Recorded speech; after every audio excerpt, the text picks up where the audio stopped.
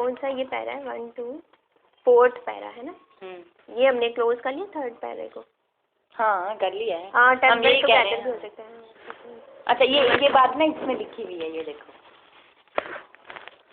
हाँ लिखी हुई है, ये स्टार्टिंग में लिखी हुई है। अच्छा यहाँ पे देखना करते हैं, समझ आती है। जैसे tradition and individual talent is unofficial. Text पढ़ ली फिर कोई मुश्किल नहीं है। Tradition means following the ways of the immediate generation is a blind or timid adherence. Then tradition should positively be discouraged. वही बात कि अगर तुम उसको अंधाधुंध करोगे तो वो फिर पॉजिटिवली डिस्करेज हो जाएगी, और अगर उसको उसमें अपनी कुछ इंटेलेक्चुअल फैकल्टी भी डाल दोगे तो फिर वो कोई मीनिंग रखती है। Tradition involve historical sense which is a sense of timeless as well as of the temporal और टाइमलेस एंड टेम्पोरल। अब देखो हमने ये पूरा पैरा पढ़ा ना, यहाँ पे तो सिर्फ एक लाइन में बात थी सेंस ऑफ टाइमलेस वाली ना, लेकिन यहाँ पे इसको पढ़ के अब क्लियर हो गया है टाइमलेसनेस वाली बात ना। Makes a writer traditional, and it is at the same time what makes a writer most acutely conscious of his place in time of his contemporary. कंटेम्परेरिटी का मतलब होता है happening and existence at the same time. वहाँ लिखा हुआ यानी कि उसके काम की इम्पोर्टेंस और उसकी अपनी एग्जिस्टेंस। यानी अगर एक राइटर जो है ना वो इस तरह से काम करता है ना, हिस्टोरिकल सेंस के साथ करता है वो काम, तो ही वो ट्रेडिशनल होगा। एक बात उसने कर दी और फिर उसने यहाँ पे आके कह दिया लास्ट में कि फिर यही हिस्टोरिकल सेंस का यूज़ ही राइटर को इतना कॉन्शियस बनाता है कि उसे ये पता मालूम होता है कि जब उसने काम किया है ना हिस्टोरिकल सेंस का यूज़ करके तो उसकी अपनी जगह क्या बनी है उस सोसाइटी के अंदर या उस प्लेस के अंदर, और एट द सेम टाइम उसके काम की भी कितनी इम्पोर्टेंस सामने आई है। दोनों चीज़ें। No poet no artist. अच्छा मैं यहाँ पे अगला पॉइंट कहाँ तक लिखा था? शायद जिन सादे थी अकली मिजाज, यहाँ तक लिखा था, यहाँ तक लिख दिया था। आगे क्या बात हुई है कि अगर ट्रेडिशन को ब्लाइंडली जो है वो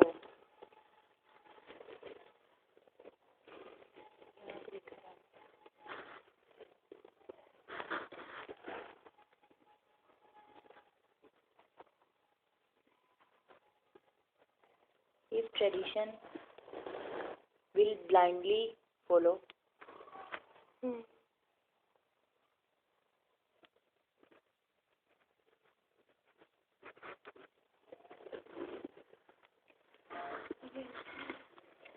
tradition will blindly follow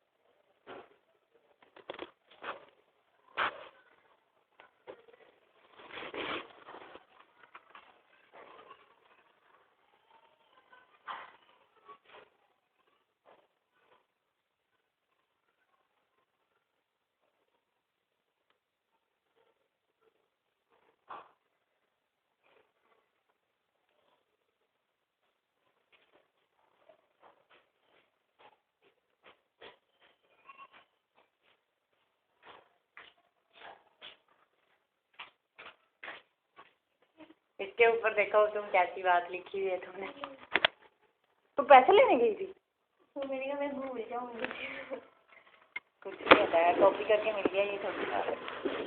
मुझे पता ही नहीं, मैंने तो पता नहीं किसने बुलाया है करने। हाँ क्या कहते? मैं कह रही थी ये देखो इसके ऊपर तुमने कैसी बात लिखी हुई है। किधर? ये देखो जो हमने इतने मुश्किल से इसको एक्सप्लोर किया। देखो क्या लिखा हुआ है। When a reader criticizes something then it means it is also the criticism of the minds of reader. वो बात जिसको हम खपते रहे हो यहाँ लिखी हुई थी। अच्छा। और ऊपर हमने आर्जियोलॉजिस्ट का मतलब पता नहीं चल रहा था। हाँ। तो यहाँ लिखा हुआ है आर्जियोलॉजिस्ट के मुताबिक ट्रेडिशन के वेग मीनिंग हैं, लेकिन मुश्किल से ही ये बात थेफ्ट की जाती। देखो सर, ये कब लिखा मुझे खुद नहीं याद। अच्छा, वो तो नहीं याद रहता, अभी जो पढ़ा वो नहीं याद। किसी जगह ट्रेडिशन की गैर मौजूदगी पर हम शर्मिंदगी का इजहार करते हैं, यानी कि इस मातम को तुमने इसमें लिया हुआ है। अच्छा। इसे अप्लाई करते हैं। अच्छा, हम शर्मिंदगी का इजहार करते हैं, ठीक हो गया। चलो, no poet no artist of any art has is complete meaning alone, यानी कि इंडिविजुअल कुछ भी नहीं। His significance, his appreciation, is the appreciation of his relation to the dead poets and artists. अच्छा, अब ये हम फोर्थ पैरा पढ़ रहे हैं। Yes, I think so. Fourth, 1, 2, 3, 4. Yes. हाँ, ठीक है। No poet, no artist, no art has its complete meaning alone. His significance, his appreciation is the appreciation of his relation to the dead poets and artists. ये उसमें notes में भी लिखी हुई है बात। कुछ नहीं है, इंसान उसका रिलेशन पास्ट के साथ होना जरूरी है। You cannot value him alone. You must set him for contrast and comparison among the dead.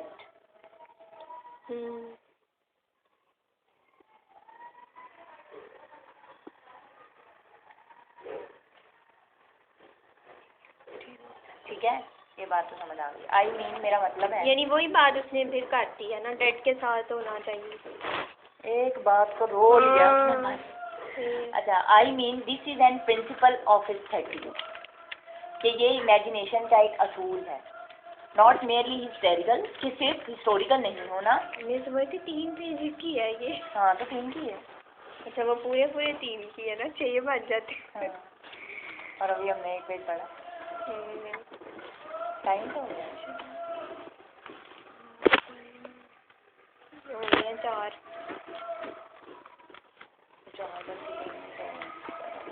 अच्छा, प्रिंसिपल ऑफ एस्थेटिक क्या है जी?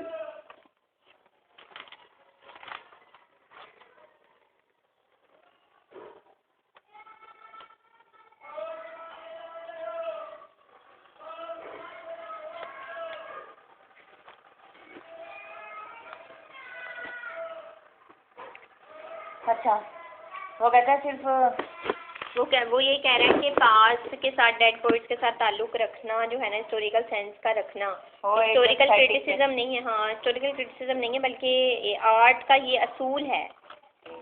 आर्टिस्ट पास्ट के साथ रिलेशन रखना एक क्रिटिसिज्म नहीं है, बल्कि ये एक प्रिंसिपल ऑफ आर्ट है। हाँ, यानी हम ये नहीं कह सकते किसी ने माजी के साथ हिस्टोरिकल सेंस बनाई है पोइट ने, तो उसने जी हिस्ट्री को क्रिटिसाइज कर दिया या हिस्टोरिकल क्रिटिक वो बन गया, ऐसा नहीं होगा। बल्कि एस्थेटिक्स का ये असूल है कि हिस्टोरिकल सेंस का होना ज़रूरी है, या अदरवाइज आप कह लो necessary capability of the poet है। It is the principle of art. अच्छा, के हिस्टोरिकल सेंस का होना ज़रूरी है।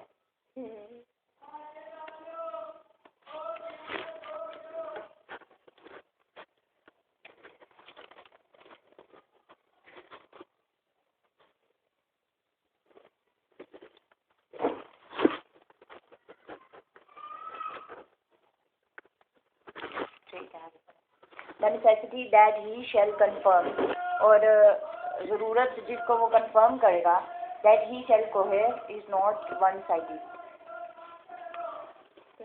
वो सिर्फ वन साइडेड नहीं होगी, यानी कि वो ज़रूरी बात जिसको वो कन्फर्म करेगा।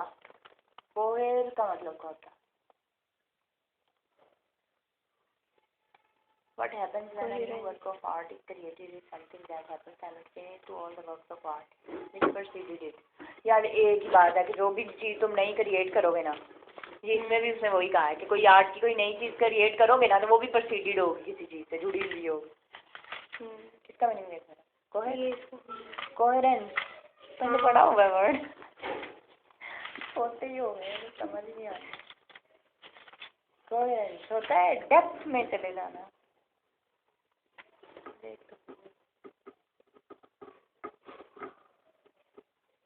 हाँ, टू स्टिक टुगेदर। मुत्तहिद होना, चिपकना।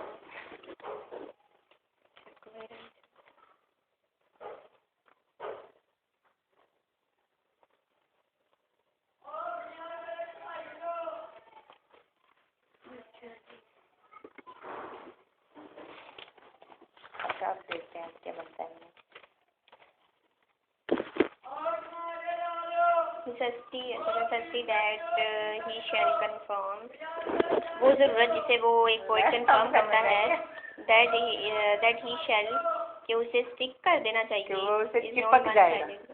अच्छा, इज नॉट वन साइडेड, जो वन साइडेड नहीं होगा, यानी कि उसकी इंडिविजुअलिटी नहीं होगी, वो पीछे से कहीं ना कहीं जुड़ा होगा, यही बात है। अच्छा, ये ज़रूरी है उसके लिए। हाँ। What happens when a new work of art is created is something that happens simultaneously to all the works of art which preceded it. यार एक ही गल है कि जब तुम कोई नई आर्ट क्रिएट करोगे ना, तो करते हो वो तो आर्ट पीछे जो आर्ट हुई है ना उनसे जुड़ी हुई है। हाँ। The existing monuments form an ideal order among themselves. The existing monuments form an ideal order among themselves.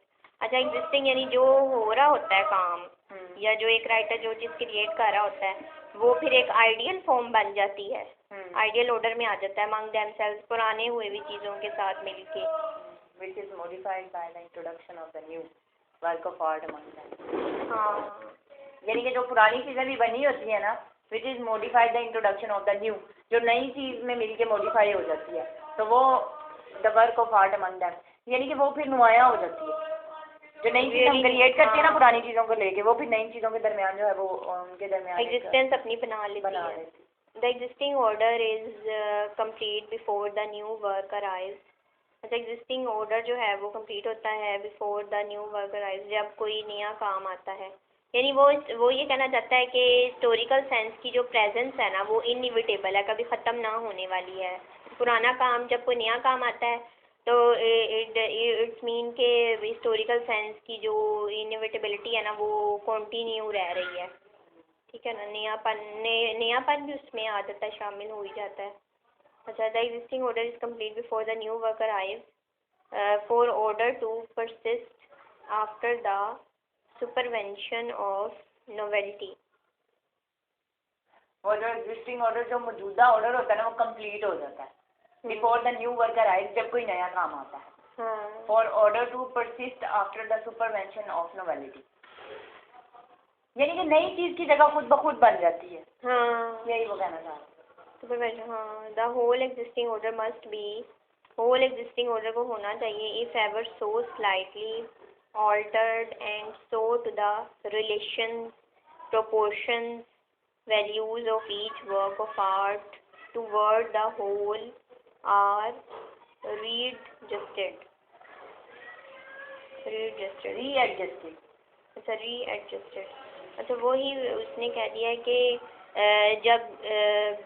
जब कोई नया काम आता है ना तो उसकी बिलोंगिंग पास्ट के साथ ज़रूर होती है, और आहिस्ता आहिस्ता यानी कि उसके अंदर एक जैसे कहते हैं बैलेंस भी कायम होना ज़रूरी है, ठीक है। Slightly altered and so relation in proportion, तो वैसे ये मैथ की टर्म है ना, यानी उसके अंदर एक बैलेंस होना चाहिए। Values of each work of art toward the whole are readjusted, के तमाम की तमाम आर्ट को वो रिप्रेजेंट कर रहा होता है, कोई भी नया आने वाला काम। अच्छा, and this is conformity between the old and the new, और यही चीज़ कंफर्म करती है ओल्ड और न्यू के दरमियान में। अच्छा, who ever he has approved the idea of order, जो किसी ने भी अप्रूव किया हो idea of order of the form of European of English literature will not find it preposterous that the past should be altered by the present as much as present is directed by the past. अच्छा, not find it preposterous का मतलब क्या? preposterous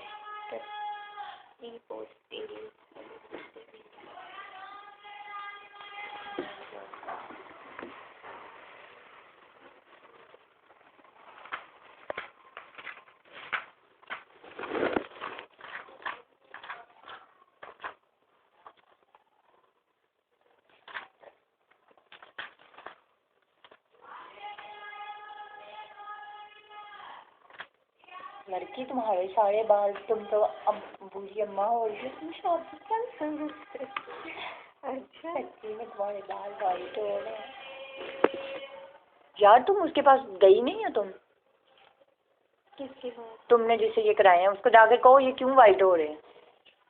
उस कुत्ती दल्ली ने chemical लगाए होंगे ना ज्यादा सारे। हाँ हाँ लगे मेरा एक भी बाल सफेद नहीं था। मेरे को भी कितने बाल सफेद हुए हैं सारे अंदर से, क्या करें हम। लेकिन तुम्हारे ज्यादा ही हैं, ऊपर भी नजर आ रहे हैं। और तुम्हारे सर में ना बहुत खुश्की भी हो रही है। हालांकि मैं तेल तो लगाती हूँ। बहुत खुश्की हो रही है आज। पता क्या ना, तेल में दही डालते हैं वो चुटकी उतार के दोबारा लगाना खराब कर दिया। अच्छा नहीं, हिस्टेरियस का मतलब है एब्सर्ड। अच्छा दो मतलब फुलिश भी है इसका मतलब और एब्सर्ड भी है। यानी एब्सर्ड होता है ना खराब सा, थिएटर बेहंगम सा। हाँ बेहंगम। हाय उस दिन उसका मंगम स्टाइल देखा था डांस करने का, साउथ अफ्रीका। हाँ देखा था। मंगम स्टाइल कैसा है? अच्छा किन हार गए तो मैं आज तो बस मैच ही नहीं देखी बस। इतना मुझे बुखार चढ़ा उसके बावजूद मैं मैच देखने ऊपर गई। मैंने कहा मैंने मैच देखना, और जब देखा तो मैंने कहा इससे सुना गया। अच्छा क्या था? एब्सर्ड। ये दर्द का मतलब क्या होता है? बेहंगम, बेरब्त। चलो अच्छा, हम क्या करते हैं फिर? Will not find it absurd that the past should be altered. Altered तो होता है ना जुड़ा होना। अच्छा of the form of Europe.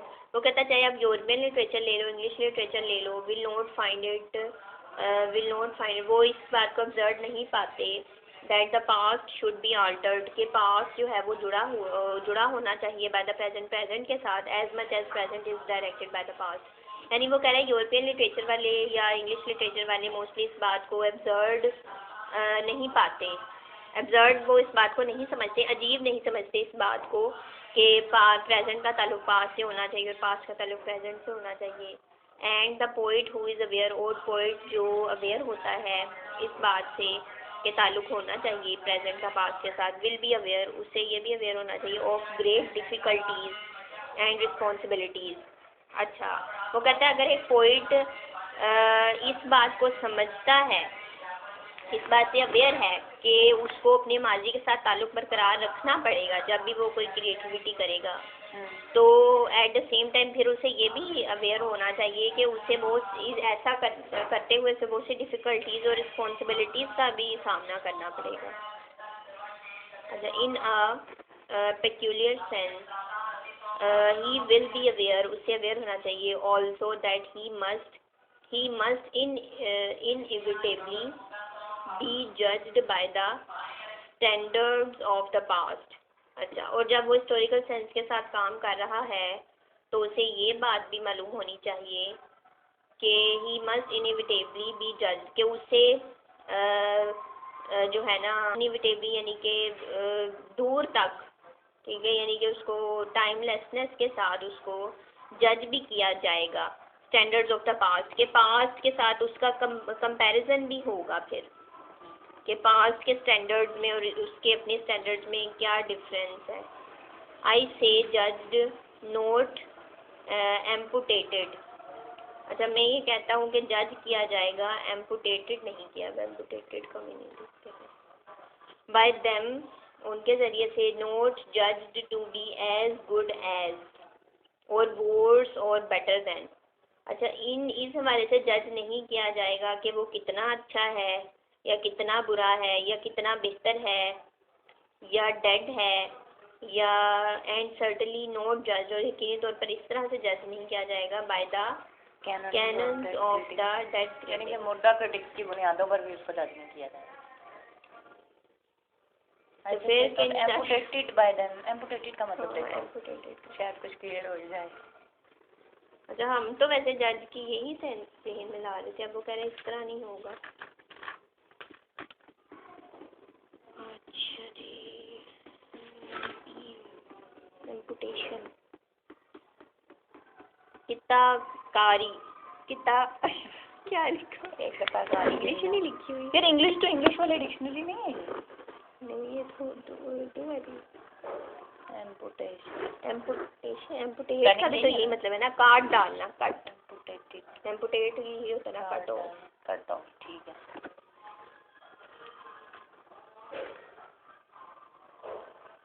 अच्छा, इसे जज उसको जज करते हैं, उसको कट ऑफ नहीं करते उनसे।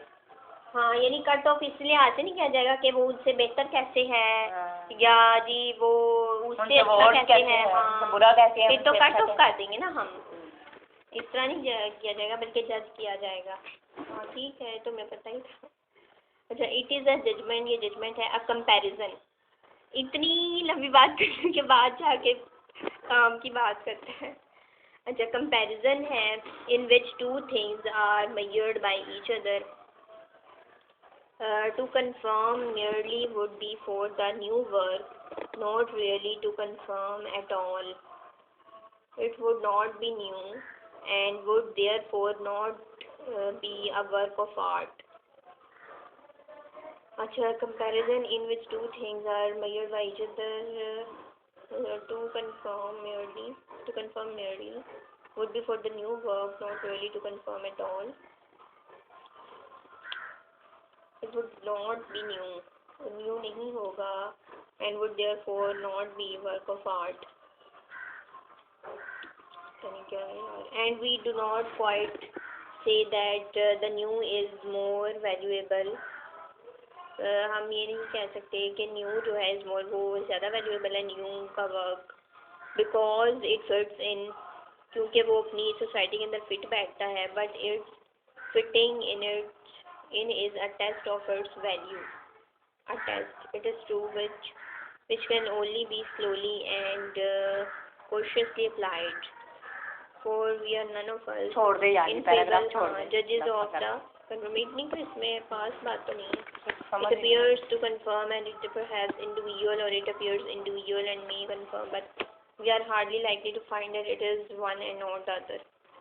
बस इम्पोर्टेंट बात यही थी इस पैराग्राफ में कि वो हम उसको माजी के पोइट्स के साथ कंपेयर करना ज़रूरी है, लेकिन इस तरह से हम उसको कंपेयर नहीं करेंगे कि हम उसको कट ऑफ कर दें कि जी ये इससे बुरा है या ये अच्छा है बेहतर है, बल्कि उसको कंपैरिजन करेंगे कि उसने कैसे हिस्टोरिकल सेंस का यूज़ किया था और इस न्यू वन ने कैसे हिस्टोरिकल सेंस का यूज़ किया, इस तरह से उसको कंपेयर करेंगे। अच्छा जी, to proceed to a more intelligible exposition of the relation of the poet to the past, he can neither take the past as a lump, जुर्मट नहीं, वो तो कुछ और था। अच्छा, an indiscriminate bolus, चलो, nor can he form himself wholly on one or two private admiration. अच्छा, nor can he form himself wholly upon one preferred period. He can neither take the past. लम्ब का मतलब वैसे ही। हाँ, लम्ब का मतलब देख लो। और इनडिस्क्रिमिनेट का तो पता है ना, डिस्क्रिमिनेशन होता है इम्तियाज करना, तो इनडिस्क्रिमिनेशन क्या हुआ? हाँ, फर्क किए बगैर। और बोलस का मतलब लंप का मतलब है जी अहमक, शेपलेस मास। डला, ये डल्ला नहीं होता, डल्ला क्या होता है? बड़े पीस को कहते हैं ना? हाँ। अच्छा, हाँ, वही है। क्या उसको कहते हैं? अहमक। Take the past lump, shapeless. हाँ, ये ठीक है, शेपलेस के लिए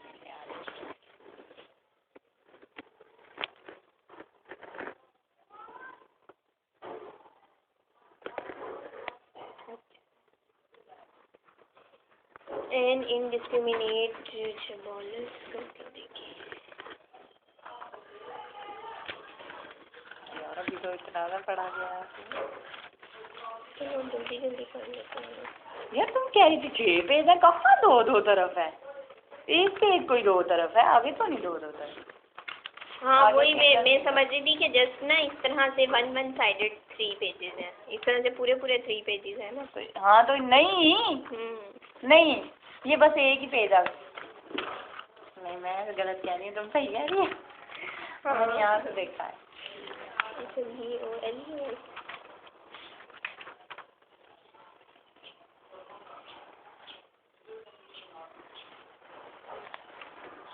बोला सा है ये इसमें बोल्ड है बस। व्यूअर नहीं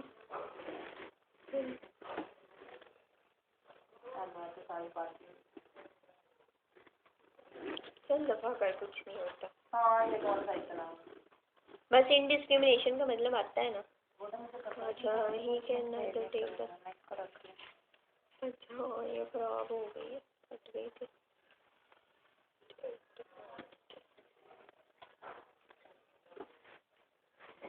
उसने ये कहा है कि एक पोइट को अपने माजी को यानी शेपलेसनेस के तौर पे नहीं लेना चाहिए, एज अ लम्ब नहीं लेना चाहिए। एंड इनडिस्क्रिमिनेशन, और अब ये भी नहीं समझना चाहिए कि उसके बगैर इम्तियाज़ के वो उसको यानी कि बिना इम्तियाज़ के उसको लेना चाहिए। अच्छा इम्तियाज़ रखना चाहिए उसको थोड़ा बहुत। अच्छा nor can he form himself wholly on one. अच्छा वही बात आ गई कि वो ना ही उसे अपने आप को होली ऑन वन यानी कि ये समझना चाहिए कि बस उसने जो कुछ क्रिएट किया ना उसने अपने बलबूते पे किया है। और two private admiration, nor can he form himself wholly upon one preferred period. और ना ही उसे अपने आप को मुकम्मल तौर पे सपोर्ट कर देना चाहिए किसी एक ख़ास पीरियड के, यानी किसी ख़ास पीरियड के बारे में ही वो लिखे। The first course is inadmissible, the second is an important experience of youth, and the third is a pleasant and highly desirable supplement. Inadmissible, अच्छा फर्स्ट कोर्स उसका ये है कि वो inadmissible है।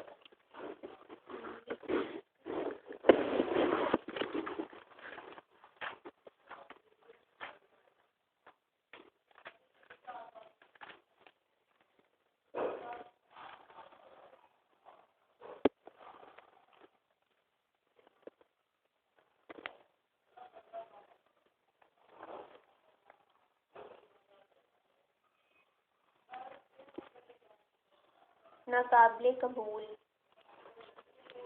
Note allowable.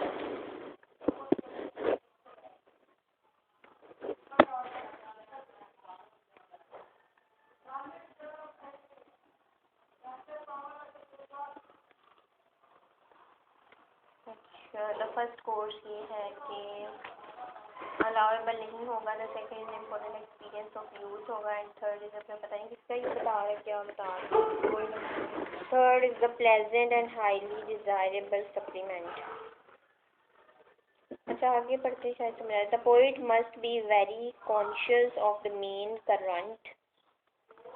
The first course को learn करना चाहिए, second important experience of youth है। अच्छा पोइट के बारे में कह रहा है। कोई पोइट को पहले फर्स्ट क्या होना चाहिए? Not allowable. और सेकंड पर उसने कहा है कि उसको इम्पोर्टेंट एक्सपीरियंस ऑफ यूथ भी जरूरी है, and third is present and highly desirable supplement, यानी कि ख्वाहिशात के मुताबिक ऊंचा और खुशगवार। The poet must be very conscious of the main current, यानी कि उसके मौजूदा हालात से भी आगाह होना चाहिए। हाँ जवानी का एक्सपीरियंस उसके पास होना चाहिए जी, और इस तरह मतलब एक्सपीरियंसेस होने चाहिए। The poet must be very conscious of the main current, poet को लाजमी तौर पर मेन करंट से कॉन्शियस होना चाहिए। मेन करंट फिर वही है, हिस्टोरिकल सेंस है। अच्छा which does not at all flow invariably through the most distinguished reputation.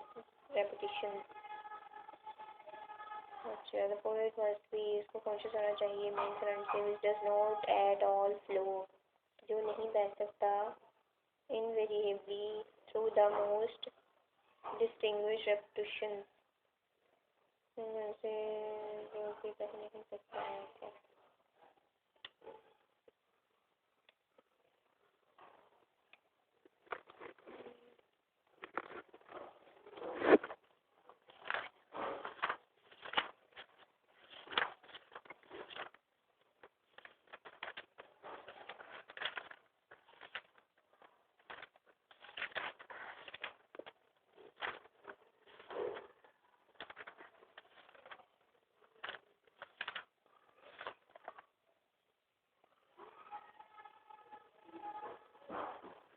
मुस्तकिल, अच्छा इनवेरिएबल का मतलब है मुस्तकिल, इनवेरिएबल। और जी पोइट मस्ट बी, उसे कॉन्शियस होना चाहिए मेन करंट के बारे में, which does not at all flow invariably, जो कि मुस्तकिल नहीं बहेगा, यानी कि मुस्तकिल उसके माइंड में शायद नहीं रहेगा, तो उसे कॉन्शियस होना चाहिए through the most distinguished reputation, reputation के दरमियान। अच्छा यानी वो ये कहना चाह रहे हैं जो उसके कॉन्ट्रेरी राइटर्स हैं ना, जो उसके इर्द गिर्द मौजूद हैं, उससे जो भी वो एक्सपीरियंस गेन करना चाहता है या जो चीज़ भी उसे हासिल करना चाहता है हिस्टोरिकल सेंस के तौर पे, उसे इस बारे में कॉन्शियस रहना चाहिए among his contemporary writers ना, distinguished reputations में तो फिर वही आ जाते हैं। अच्छा he must be quite aware of the obvious fact, मुझे इस फैक्ट का ख्याल रखना चाहिए that art never improves, ये बात इम्पोर्टेंट भी है, आर्ट नेवर इम्प्रूव्स। अच्छा आर्ट जो है वो इम्प्रूव नहीं करती, art never improve but that the material of art is never quite the same,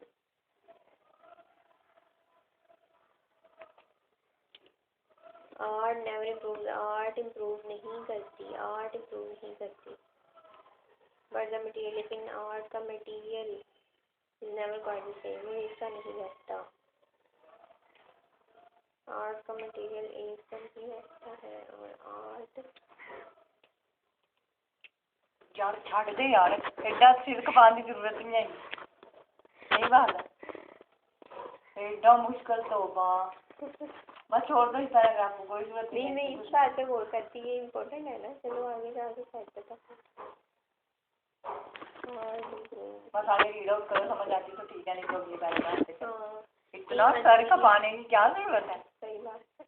He must be aware that the mind of Europe, the mind of his own country, अच्छा ये उसे aware होना चाहिए कि उसकी Europe के बारे में, mind of his own country, अपने कंट्री के बारे में, अ माइंड एक ऐसा ज़हन which he learns in time to be much more important that his own private mind, is a mind which changes and that this change is a development which abandons nothing and road which does not superannuate either Shakespeare, Homer or to the rock drawing of the Magdalenian Dottsman, that this development, refinement, perhaps complication certainly is not from the point of view of the artist any improvement, perhaps not even an improvement from the point, कुछ के समझ आ रही है कुछ इसकी दबा मार दो इसको, मैंने पढ़ना भी नहीं है इस पैराग्राफ, आगे पढ़ो। एक मिनट है अगली लाइन तुम पढ़ो, कमाल लिखी। अच्छा ले सारी बात इस पैराग्राफ में आके आपने खत्म कर दी और ये साफ समझ लिया, पढ़ लो यहाँ। But the difference between the present and the past is that the conscious present is an awareness of the past in a way and to an extent which the past awareness of itself cannot show. क्या कहा? पहले कहता है कि जो present और past का difference है ना, ठीक है, एक बात उसने कही है कि प्रेजेंट, अब ये ध्यान में रख लो कि ये प्रेजेंट और पास्ट का जो डिफरेंट है ना, past is that the conscious present, हमारा पास्ट क्या है, जो हमारा प्रेजेंट है और हम उसके कॉन्शियस है। पास्ट और प्रेजेंट का डिफरेंस ये है, हाँ, कि हम कॉन्शियस होते हैं, हाँ, प्रेजेंट में हम कॉन्शियस होते हैं, is an awareness of the past, यानी कि वो ये कह रहा है कि प्रेजेंट और पास्ट में ये डिफरेंस है कि हम प्रेजेंट में कॉन्शियस तो होते हैं लेकिन पास्ट को लेकर, अच्छा। पास्ट का भी थोड़ा सा उसमें मिक्सअप कर लेते हैं और हम उसके बारे में ज़्यादा कॉन्शियस होते हैं। इन अ वे एक इस तरह से भी है, and to an extent which the past awareness of itself can not show, जिसमें सिर्फ पास्ट को शो नहीं करते। हम अब यहाँ पे बैठे हैं ना प्रेजेंट में, यार 100 गल्ला भी एक ही गल है कि जो राइटर अपने पास से लिखता है ना, तो वो पास्ट को तो लेता है लेकिन अंदर अपना भी वो शो आउट करता है। यही बात उसने यहाँ पे भी की है। वो कहता है कि विच the past awareness of itself can not show, जहाँ वो पास्ट को शो आउट नहीं करता, हाँ। लेकिन वो उसको देखता जरूर है। अच्छा, यानी कि वो ये कहना चाहते हैं कि उसकी वो जो कुछ भी वो लिखता है वो ये शो आउट नहीं होने देता कि वो पास्ट के बारे में लिख रहा है। और पीछे उसने वो भी बात की थी कि ये तो हमारे दिमाग का टैलेंट होता है कि हम उसमें से कुछ इंडिविजुअल चीज को फाइंड आउट करने की कोशिश करते हैं। कहा था ना उसने, पीछे ये कहा था, तो और हम कर भी लेते हैं किसी हद तक। यानी कि वो ये कहना चाहता है कि हिस्टोरिकल सेंस एक ऐसी कैपेबिलिटी है जिसको यूज़ करते हुए जब हम राइटर को पढ़ते हैं या पोइट को पढ़ते हैं तो हमें ये एहसास नहीं होता है कि उसने जी माजी से कुछ चुरा के लिखा है, वो शो आउट नहीं करता। ये देखो ना, which the past awareness of itself can not show, जहाँ पास्ट की अवेयरनेस शो नहीं हो रही होती। अच्छा, the someone said the dead writers are remote from us. फिर ये वाली बात पता है, वैसे ये बात फिर किस में आएगी अगर हम सिर्फ इतनी बात को लें कि आर्ट जो है वो नेवर इम्प्रूव्स, आर्ट खुद इम्प्रूव नहीं करती, but the material of art is never quite the same. अब वो तो सही तो कह रहे हो। नहीं, इस बात की समझ आई है। अच्छा, समझ गया, मैंने बताती हूँ क्या। He must be quite aware of the obvious fact that art never improves. Art improve नहीं होती, but that the material of the art is never quite the same. लेकिन आर्ट का मटेरियल ऐसा नहीं होता। मुझे लगता है जो भी बात हमने समझाई है ना, इस बात का कनेक्शन बिल्कुल इसी के साथ है, लेकिन वो हमेशा वर्डिंग की वजह से must be quite aware of the obvious fact. हमें इस बात से भी अवेयर होना चाहिए कि ये एक ऑब्वियस फैक्ट है कि आर्ट नेवर इम्प्रूव। इम्प्रूव का मतलब प्रूव करना तो होता है ना, साबित करना। इम्प्रूव नहीं साबित होता। नहीं, इम्प्रूव साबित करती। हाँ, नहीं, आर्ट नेवर यानी आर्ट खुद ब खुद इम्प्रूव नहीं होती, ये कहना चाह रहा है। हाँ, but that the material of art is never quite the same. लेकिन आर्ट का जो वो देखो, हम किसी तस्वीर को देखते हैं, ठीक है, तस्वीर खुद ब खुद तो नहीं बोलती, लेकिन उसके अंदर कुछ इस तरह के वो एक्सप्रेशन रख देता है कि हम उसके मटेरियल को देखते हुए वो चीज़ खुद ब खुद एक्सट्रैक्ट करने की कोशिश करते हैं कि मे भी इसमें ये बात कही जा रही हो। अब हम इस तस्वीर को देख लो, हम कह रहे हैं यार ये हंस रहा है, मे भी इसमें कोई स्माइल का वो है, तो वो ये कह रहा है कि तस्वीर खुद तो नहीं बोलती लेकिन उसका मटीरियल ऐसा नहीं होता, नेवर क्वाइट द सेम। ये मैंने अभी नहीं गल की, नहीं अभी तुम्हारे जहन में आया तो मुझे भी तो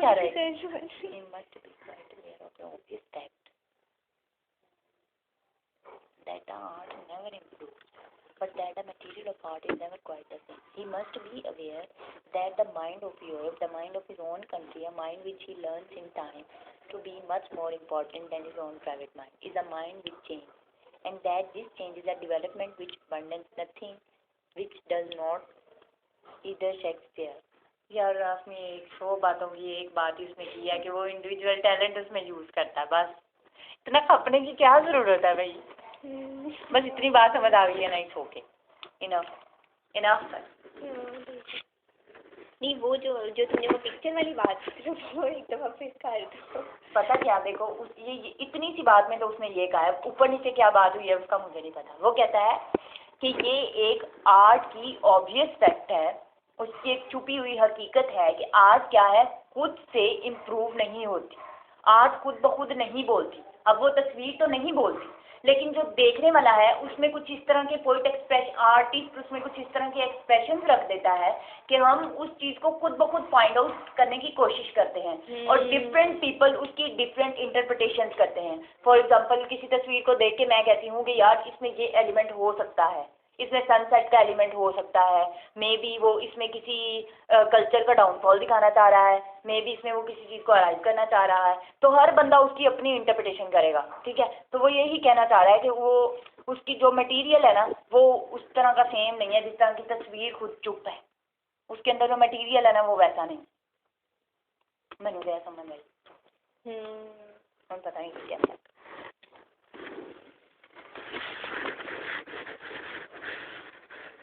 अच्छा यार छोड़ दो बस, अब तुम इसको ना पढ़ो बस। अच्छा नहीं वो नहीं, तुम्हारी बात से मैंने बात ये पकड़ी है कि ना ये जो तुमने नीचे ये बात समझाई थी ना, ये वाली के पास्ट और प्रेजेंट में डिफरेंस सिर्फ इतना है कि हम प्रेजेंट में रहते हुए कॉन्शियस हो जाते हैं पास्ट के बारे में। तो इस बात का इसका भी उसी बात से कनेक्शन है जो तुमने वो पिक्चर की एग्जांपल दी ना, कि एक पोइट जो है ना उसके लिए यानी कि मुख्तलिफ अगर 3-4 पोइट्स हैं मुख्तलिफ सेंचुरीज के, तो जब वो लिखते हैं ना तो उनकी लिखने में मटेरियल चेंज हो रहा है, वो अपनी क्रिएटिविटी भी ऐड करते जा रहे हैं, लिखते जा रहे हैं, लेकिन आर्ट जो है ना वो खुद ब खुद नहीं दिखाता। ये हम पॉइंट की बात पे पहुंच गए, अब सही पॉइंट पे पहुंच गए। सही, तुमने बिल्कुल सही बात की, वो यही कहना था। हाँ यानी वही बात जो तुम पहले बता रही थी कि हमें राइटर की लिखाई से हम ये जज नहीं करते कि इसने माजी के बारे में लिखा है, राइटर ये शो आउट नहीं करता। हाँ ये वही वाली बात है ना, आर्ट इम्प्रूव वाली। लो जी हो ही गई सावर। अब इसको क्या लिखे? हाँ मैं भी यही सोच रही हूँ, इसको यहाँ याद रखेंगे तो लिख लिया जाए।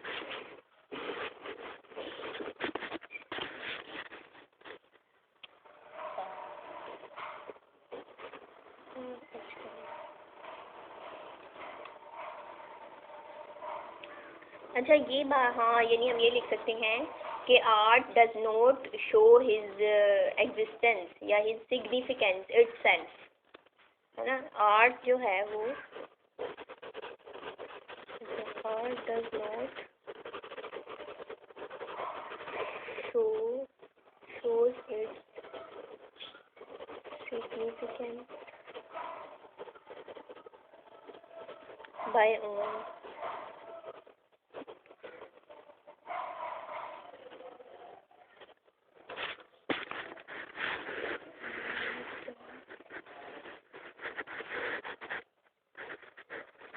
but it depends upon the interpretation of the poet. Interpretation of the poet में राइटिंग ऑफ द पोइट नहीं, ये जो देखने वाले हैं वो उसको इंटरप्रेट करते हैं। पोइट तो अपने एक्सप्रेशन उसमें दिखा देता है। अब वो जो मे बी पोइट ने जो आइडिया लेके लिखा है, हम वो सेम आइडिया तो एक्सप्रेस नहीं करते, हम तो अपना आइडिया लगाते हैं ना उसको देख के, मे बी वो इसमें ये कह रहा है, मे बी इसमें। हाँ लेकिन यहाँ पे उसने वो पोइट को लेके कहा है ना कि पोइट का मटेरियल एक सा नहीं रहता पोइट्स का। मुझे फिर वो ना अच्छा art does not shows its significance by own, नहीं हाँ वो ये कहना चाहते हैं but it depends upon the material of the poet which he is presenting. बस ठीक है, बट बस एक और ही आंदा दिमाग ही नहीं आंदा, but it depends on the interpretation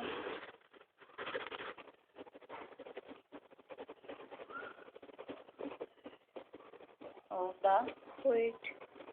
और भी आगे भी कुछ बोला था। हाँ मैंने बोला था but it depends upon the material of the poet which he is presenting.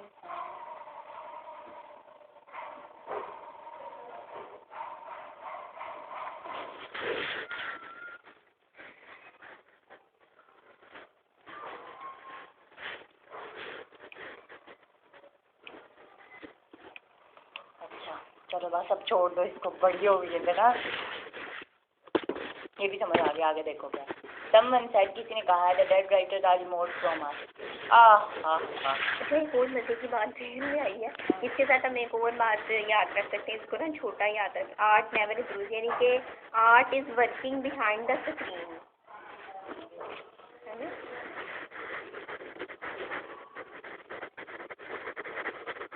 सही होता है, बात ये तस्वीर खुद नहीं बोलती, डिफरेंट ऑफ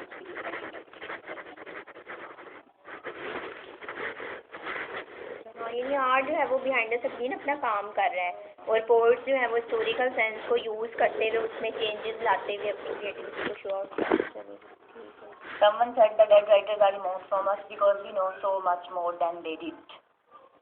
किसी ने कहा है कि डेड राइटर्स हमारे लिए रिमोट हैं क्योंकि वी नो हम जानते हैं so much more इतना ज़्यादा than they did जितना वो करते हैं, जितना वो करके गुजरे, हाँ इतना तो हम जानते हैं। Precisely मुख्तसर and they are that which we know, और वो है जो हम नहीं जानते। बहुत अच्छी बात।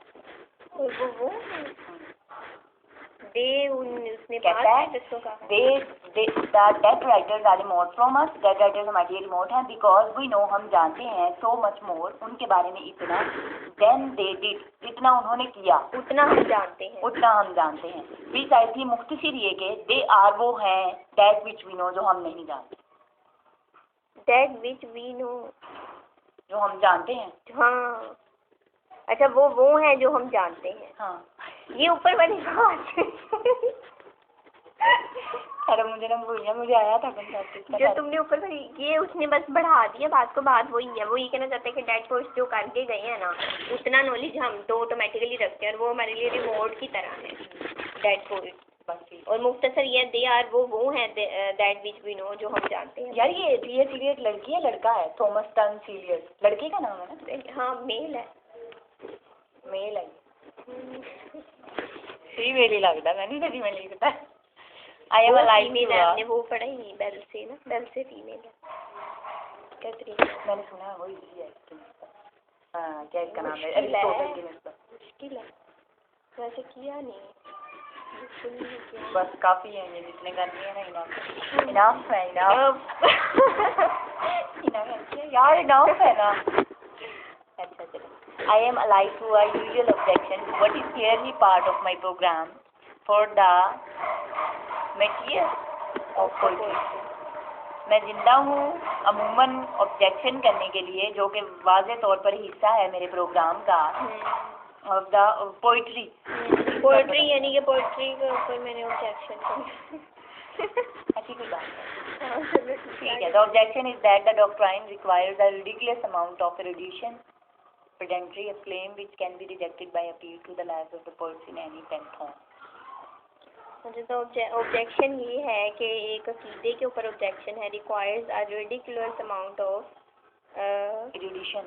अच्छा, a claim which can be rejected, जो कि रिजेक्ट किया जाता है by appeal to the lives of poets in any. वही अपनी बात वही की है। वो कहता है कि मेरा ऑब्जेक्शन इस बात के ऊपर है कि लोग जो हैं वो बहुत ज़्यादा रिडिकुलस बनाते हैं इसी ट्रेडिशन के मैटर को लेके, ठीक है, और उनके अगेंस्ट मेरा क्लेम है, और जो भी क्लेम करता है उसको भी रिजेक्ट कर दिया जाता है। जो लाइव पोइट्स है ना, जो मुख्तलिफ पोइट्स ने इसके अगेंस्ट क्लेम भी उठाया कि भाई ट्रेडिशन को तुम सिर्फ लिंक वो ना कहो, रेपिटिशन ना कहो, बल्कि उसको लिंक का नाम दो। तो वो उस पर उसने बात की। अच्छा, it will even be affirm that much learning didn't और पर वर्ड्स पोइटिक सेंसिबिलिटी। अच्छा, it will even be affirm, अच्छा ये फॉर्म हो जाएगा, वाज़ह हो जाएगा दैट मच लर्निंग डेडन्स, के डेडन्स वही जो मुर्दा जो पोइट्स हैं उनको पढ़ना या उनके बारे में नॉलेज रखना, और पर वर्ड पोइटिक सेंसिबिलिटी। वो कहता है कि अगर वो अभी इस क्लेम को कोई नहीं भी ना मानता था, तो लेकिन फ्यूचर में एक वक्त ऐसा आएगा कि उनकी लर्निंग ही पोइटिक सेंसिबिलिटी देगी एक पोइट को। ये की बात को जैसे कहना चाहिए ना, रगड़ा लगा लंबा